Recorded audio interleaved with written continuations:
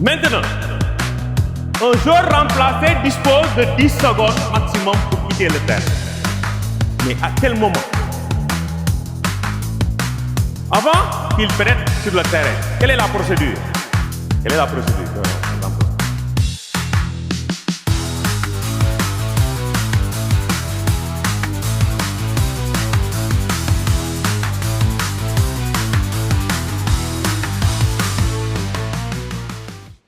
Décompte bi dafa war a visuel. Mais quand il reste les 5 secondes, d'accord? Tu décomptes 10, 9, 8, 7, 6. Il ne sort pas, il est encore dans l'aire de jeu en train de traîner. Tu lèves la main. 5. ñëpp dégg. 4, 3, 2, 1. On arrête? Ok. Il reste 1 seconde. 0. Que fait l'arbitre? Il siffle. Le joueur remplacé est obligé de quitter. Mais le joueur remplaçant ne prend pas part au jeu. Après reprise avec 1 minute de jeu. Et à la prochaine reprise de jeu, les deux. Ou bien au prochain arrêt. Est-ce que vous avez compris?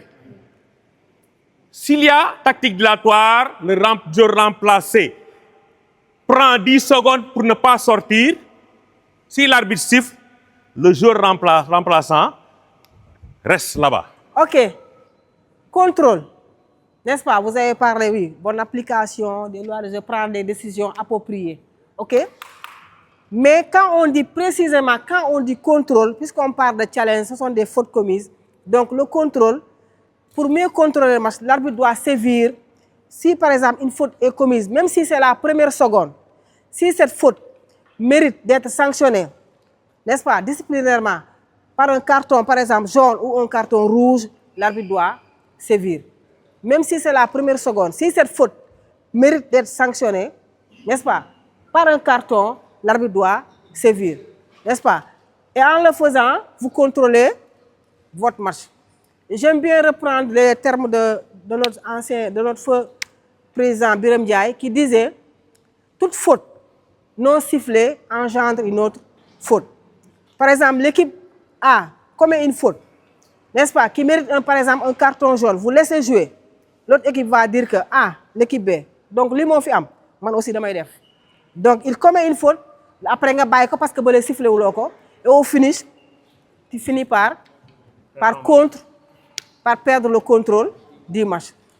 Toujours, il faut toujours, déjà vous avez parlé d'autorité. Donc, l'autorité, c'est comment? Dès les premières minutes, donc je dois être déjà sur le match. Une faute commise qui mérite d'être sanctionnée, je sanctionne. Ça te permet toujours de contrôler.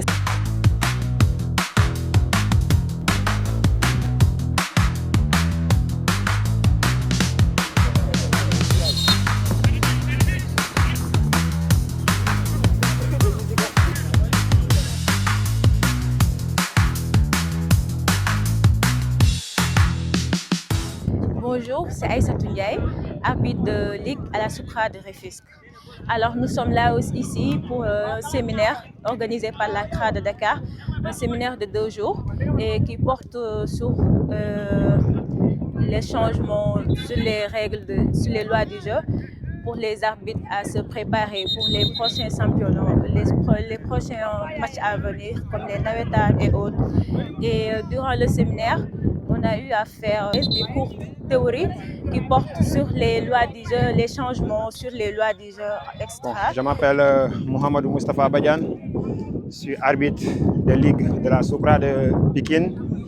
Et comme on a l'habitude de le dire, je dirais mini-séminaire, puisqu'on a l'habitude de voir ces séminaires avec arbitre élite A du Sénégal. Aujourd'hui, le nouveau président de la CRA a innové, de par ses moyens, essayer pour one élite B bi évoluer ci national 1 et 2 bi à ce que ñu mëna am yenn notion et être au même pied d'égalité avec les arbitres d'élite A. Donc mu nekk lu ñu saluer loo xamante ne je peux dire que c'est une première et que ñuy ñaan que mu nekk mu bañ a mujj am yeneen ak yeneen yu ci topp ba ñu mën a am dans l'avenir wala ñu nit bu ñu fi fekkul ñam fi fekk dans l'avenir ñu mën a exceller wu di am séminaire bu complet ak par rapport ak ñu mën ko comparer ak arbitre yi nga xamante ne ñoom ñooy titulaire élite A yi nga xamante ne dinañ def une semaine ci séminaire yi passé lépp li nga xamante ne bëgg nañ ko def ci ay exercices ci ay séances pratiques ci ay topics cours yi mooy cours yi ñuy def salle donc loolu la ñuy ñaan daal. Ok, c'est Madame Fadouma Dia, instructrice CCA, en même temps également présidente de la SOUPRA de Dakar. Donc on est là aujourd'hui dans le cadre du séminaire organisé par la CRA de Dakar pour nos arbitres officiants à la N1, N2 et également la D1 féminine. Donc en quelque sorte c'est un séminaire de mise à niveau pour nos arbitres. Comme vous le savez, en début de saison, la CCA avait organisé un séminaire pour nos arbitres d'élite qui officient à la ligue professionnelle, c'est-à-dire la N1 et la L2. Donc la CRA également, qui a fait de la formation son cheval de bataille, a jugé nécessaire d'organiser un séminaire de mise à niveau pour nos arbitres officiants, comme je l'ai dit tantôt, dans le championnat N1 et N2. Donc ce séminaire va nous permettre de mieux essayer de faire comprendre à nos arbitres l'importance de l'arbitrage moderne. Surtout, comme vous le savez, le matin, on a dispensé des cours sur certains topics. C'est également pour une bonne uniformité, également pour une bonne maîtrise des concepts de l'arbitrage. Comme vous le savez, l'arbitrage moderne, il ne suffit pas seulement de siffler des fautes. Donc, c'est de sentir le jeu et de savoir qu'est-ce que veut faire le joueur. Est-ce que le joueur veut faire une longue passe, là où on demande à l'arbitre d'anticiper pour être là au bon moment, pour prendre la bonne décision.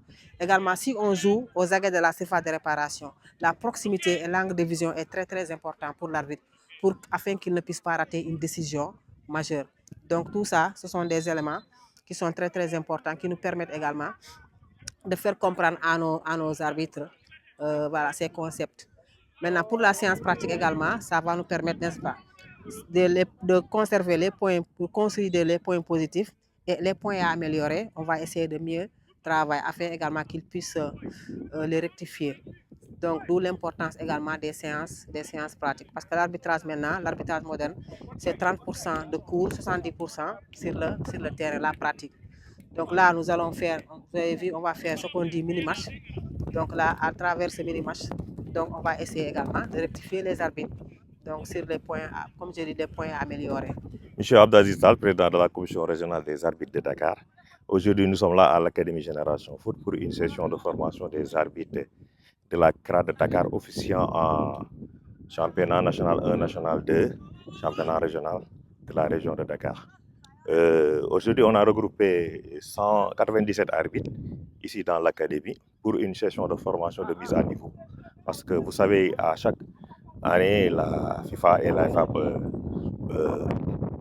appliquent des amendements, des clarifications et des modifications par rapport aux lois du jeu. Nous sommes venus ici pour faire des mises à jour avec ces arbitres qui sont là aujourd'hui pour une durée de 48 heures. On est là depuis hier, vendredi. Aujourd'hui, c'est samedi. Nous allons boucler la session demain matin, Inch'Allah. La pression, nous avons un topic spécifique pour gestion de match. Parce que psychologiquement, l'arbitre doit être prêt à gérer les 22 acteurs, plus les officiels qui sont au niveau du banc. Parce qu'un match n'est jamais tenu comme ça facilement. Toujours il y a des pressions, des considérations autres que le football. Donc, nous, en salle, nous gérons le topic gestion de match, demander aux arbitres de se comporter suivant les actions données.